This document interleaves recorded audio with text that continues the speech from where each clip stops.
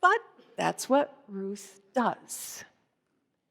And it eventually wakes Boaz, who at first doesn't fully get what's happening either, until Ruth says who she is, calls herself his servant, and says, "Spread your cloak over me," which has way more meaning than what it sounds. You see, when Ruth asks Boaz to spread his cloak over her, in the Hebrew it reads, "Take me under your wing."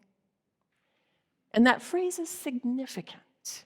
You might remember that in chapter 2, when Boaz was affirming Ruth's goodness to Naomi, he blessed her by saying, "May you be richly rewarded by the God of Israel, under whose wings you have come to take refuge."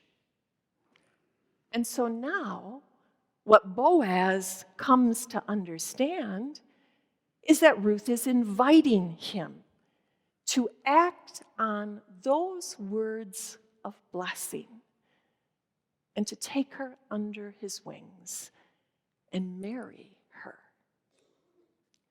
And he lives up to his honorable character. And he does what he claims the God of Israel does. He gives sheltering wings to both of them, to both Ruth and Naomi. And in so doing, demonstrates to them and to us God's redeeming love.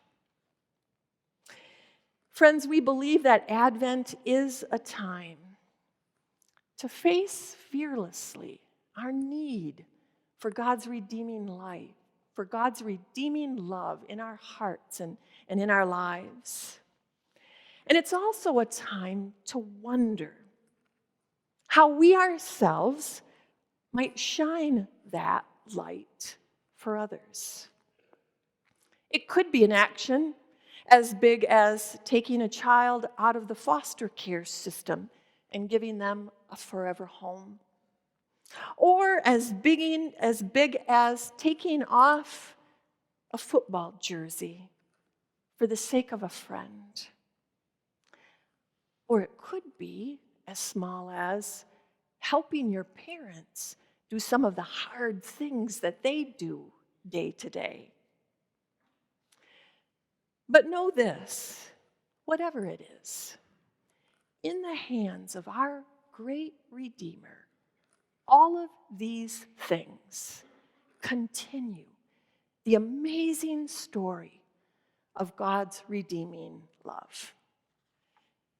You know, those precious little paper hearts that the students held on Adoption Day Thursday, they'll one day fade and fall apart.